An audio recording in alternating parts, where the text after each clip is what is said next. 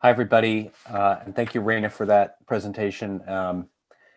I am bring greetings from Boston, from First Church Unitarian Universalist in Jamaica Plain, where I've been a member of lifelong UU, and I've met some of you over the years, which is wonderful. I'm sorry I'm not there in Portland, but it's nice to be home too and talking to you from here. So, and I kind of wanted to make a curious connection. You know, I work on these issues of inequality. I'm at the Institute for Policy Studies, and we co-edited a website called inequality.org. But personally, I grew up in what I would consider, you know, among the most advantaged people in the United States. I wrote a book called Born on Third Base about growing up in the 1%. My great grandfather was the meatpacker Oscar Mayer. And actually, I know something about the meatpacking industry from the angle of what happened in my lifetime, the restructuring of it, and the breaking of unions that used to protect workers in meatpacking plants, and the relocation and the sort of focus on immigrant workers and the creating more insecurity for the workforce. So it wasn't, you know, the meatpacking industry did not used to be the way it was. It was unionized, and it had, you know, there was a countervailing power. So very much in what Raina's working on is kind of rebuilding that social contract. I think, like a lot of you, I'm racking my brain. You know, what are the most effective things we can do in the very short term? Now we're talking in the next couple of weeks, and then how do we position ourselves for whatever it is that's to come? Here's a few things that I think we know, though. One is that the extreme inequalities of income, wealth, and power are the pre-existing condition that we went into this pandemic. And as Raina so eloquently described, you know, for one segment of the workforce, people who have, you know, very little security are, you know, on the front lines, essential workers, but have the least protections. And at the same time, those with great wealth and power have seen their wealth and power increase. I think there is a deeper recognition of what Raina talked about, the role of essential workers, frontline workers, and an understanding that, you know, the people who are doing the real essential work also don't have health insurance, you know, don't have protections, don't have, you know, family leave if they're sick, or have a family member they need to care for. You know, they are among the most vulnerable workers, and people, I think, are connecting the dots to the extent that those workers were invisible to some segments of our society. That's less the case. I think what Raina described, the racial dimensions, how Black and Brown, Indigenous people have been affected by the pandemic, you know, I think that has broken through. And I think that's one of the undercurrents of the Black Lives Matter response and the overwhelming response, not just to police misconduct and the criminal justice system, but sort of the whole ways in which multi-generational wealth divides, the racial wealth divide, has manifested over time. So in that sense, I think we're in a very ripe moment. And I think the overall experience is one that of the pandemic is one of grotesque, unequal sacrifice. You know, some people have lost their lives, their livelihoods, their health, their savings, their wealth, and others have seen their wealth surge. And my program at the Institute for Policy Studies has been doing these weekly reports looking at, you know, what's happened to billionaire wealth in the United States since the beginning of the pandemic. We now know, as of yesterday, you know, the 640 billionaires in the United States have seen their wealth increase $850 billion. You know, Phil Knight in Oregon has seen his wealth increase $16 billion during the pandemic. And I think we are working really hard to get those statistics out there into the conversation so people understand and feel the power of that unequal sacrifice. Because part of what I think our work is to lay the groundwork for some transformative opportunities that we hope will emerge, you know, in the coming months.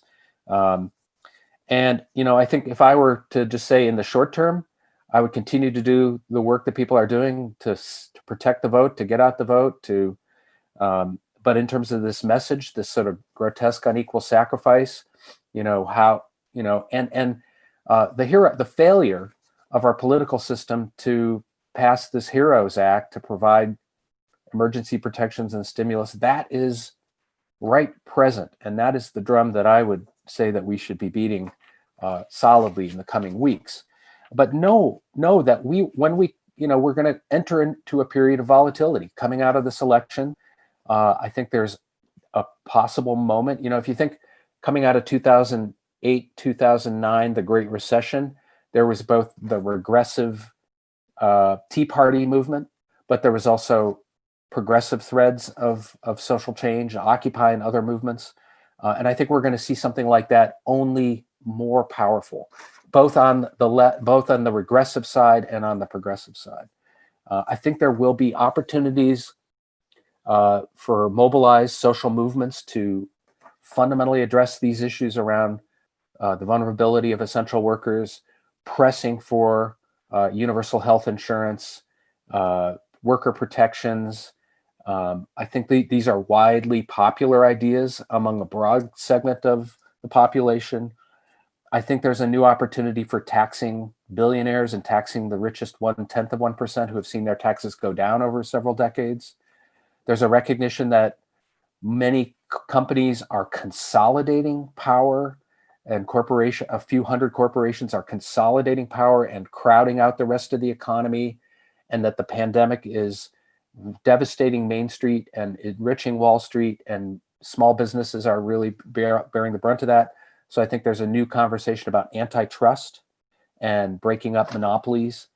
All those things I think will be emerging. And there's a demographic fact that people under 35 are way more advanced in their understanding of how these inequalities play out and what we should do about it. I just want to take the remaining few of my moments to talk about a couple of things that maybe you won't hear from other people.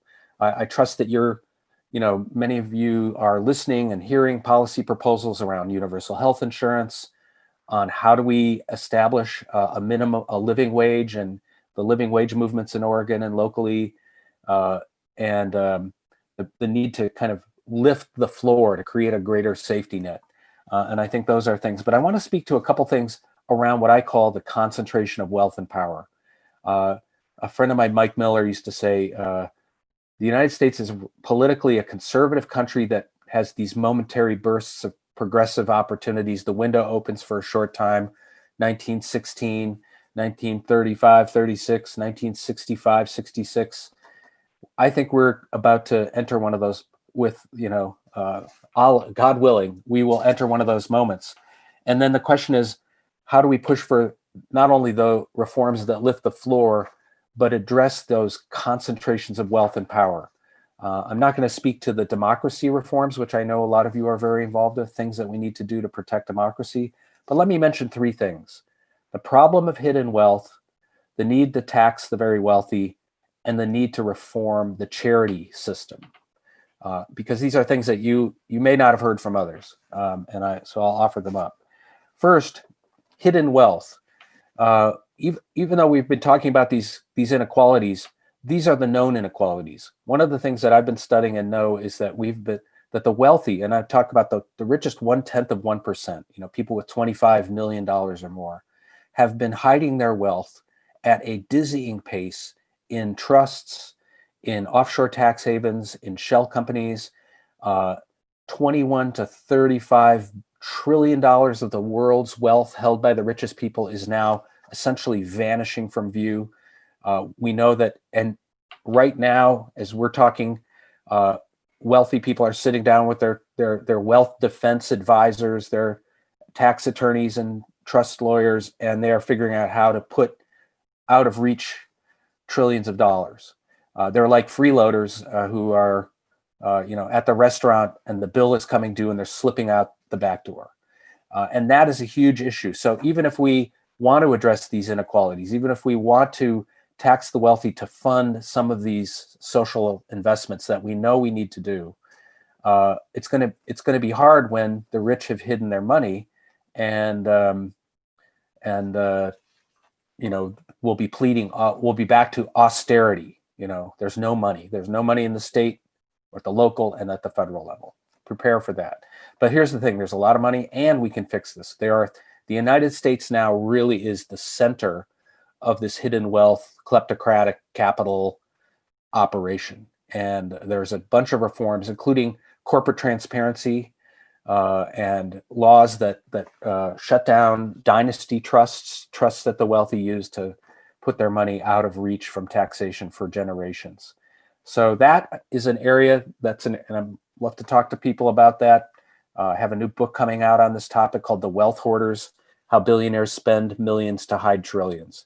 And we're going to be working specifically on that issue that a lot of people are still learning about.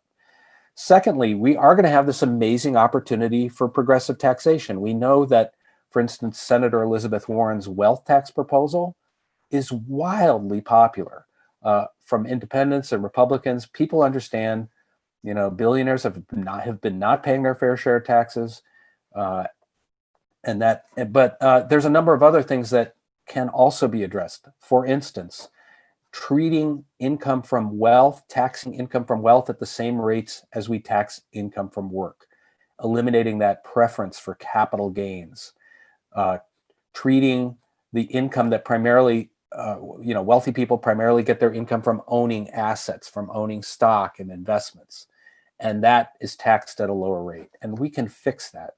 We can even, right this month, some of these are easier fixes than others, can press for what we call a millionaire surtax, a 10% increase on the taxes of the richest 1/10 of 1%. People with $3 million in income or more, tax that at a 10% emergency surcharge. These are things that could be implemented immediately.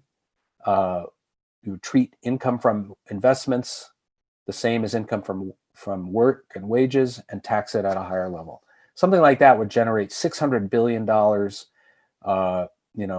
over a couple of years that could, again, go toward universal health insurance, some of the investments that we want to make, elimination of college debt.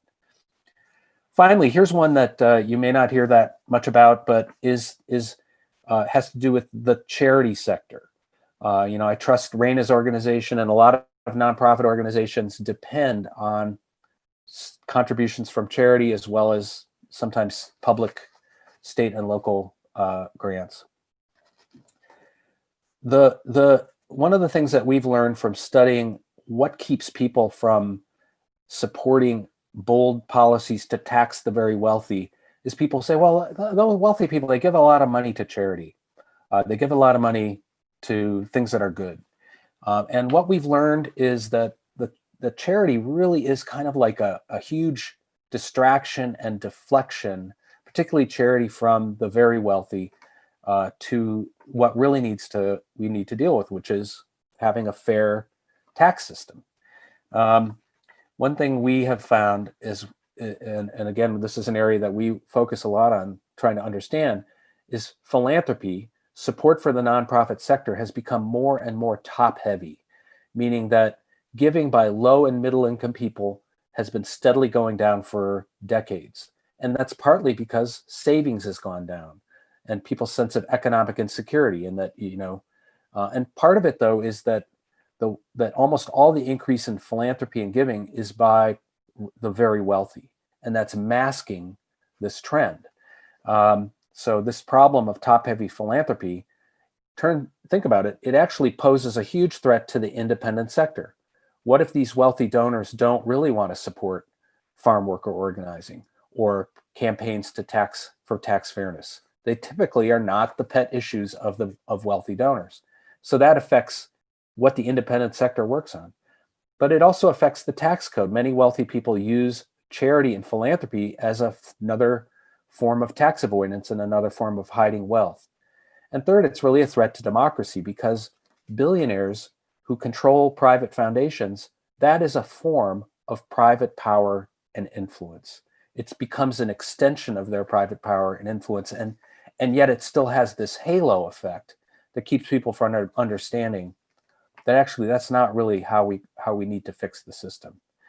In the pandemic, a whole lot of people came together, including people in the Northwest and Oregon, to press for what we called an emergency charity stimulus.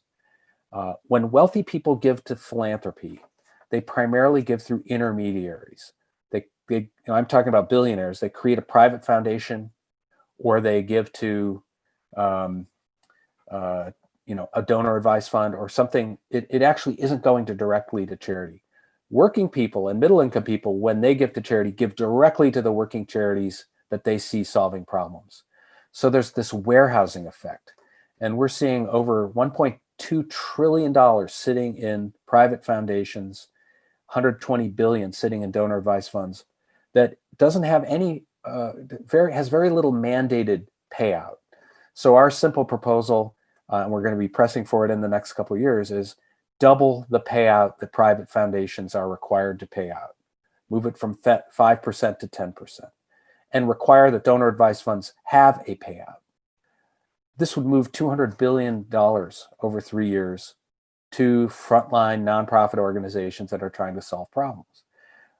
So I mentioned these as 3 examples of things that address the concentration of wealth and power, because we're now, drifting toward a sort of oligarchic political system where it's going to be very hard to push for national health insurance. It's going to be very hard to eliminate student debt. It's going to be very hard to make the kind of democracy reforms we need to make when so few people have so much wealth and power. So whatever we're working on, we also need to address this concentration of wealth and power that we're facing. Let me just stop there. I know I just want to mention that if you're interested in this work, check out inequality.org, which is the website that I co-edit that has a weekly newsletter that comes out from me that talks about all these campaigns, that has faces on the front line, the people who are doing the kind of important organizing and campaign work that's out there. And also check out the Oregon's Center for Public Policy, October 1st. I think some of you saw this. They sent around a terrific summary of sort of how some of these inequality issues play out in the state of Oregon. And they have a new sort of set of fact sheets. And look forward to any discussion and questions you all have. Well, thank you both. An incredible amount of information, and we are recording this, your presentations, as well as any reference materials that you wish to provide, copies of your books, references to PICUN, other organizations will be posted on our website afterwards. So we'll look forward to being able to share your information even further. So we have between 10 and 15 minutes for questions and answers from our speakers. If you wish to ask something, would you kindly unmute and let me acknowledge you. Josie, I believe you might have a first question. Yes, I do. There are several other things that we could work on. But they seem to be on, really need to happen at the federal level. The fact there's these things called real estate trusts, REITs and TIMOs. They own a lot of our timberland here in Oregon, and by having these special corporate ownership things, you avoid paying corporate taxes locally, and it goes to, all you have to do is it goes to paying income tax on the people who own the shares in these trusts. So we need to do something about that as well, and also about the fact that Amazon doesn't get taxed at all because there's laws that protect interstate commerce, to have free interstate commerce, and that's really hurting us a lot, and that's what's causing a lot of our Main Street businesses to go out of business. Can you talk to that, Chuck?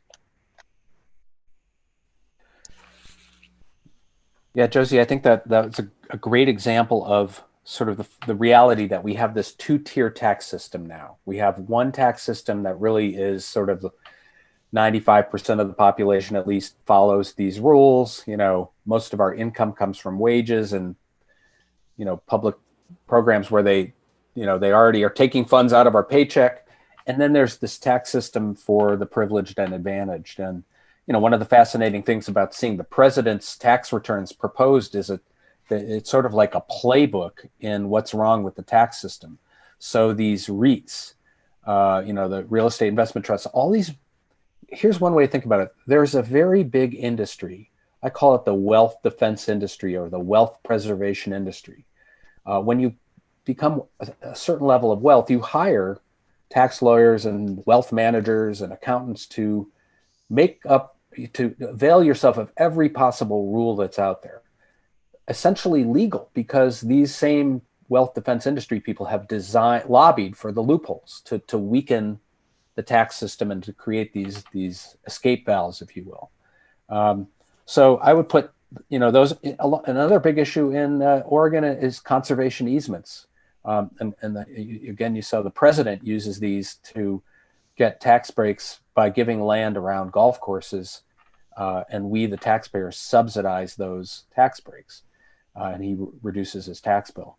I think the good news is, I'm grateful that you Oregonians have put, Jeff Merkley and Senator Wyden and several other House leaders who really understand the abuses of this tax system, who are national champions on reforming it. And anything you can do to affirm and provide support and cover for them as they take on these powerful interests, because there are tens of thousands of people who get up every morning as part of their job and say, how can I help the rich protect and keep more of their money and shift the tax obligations onto everybody else, or just create austerity.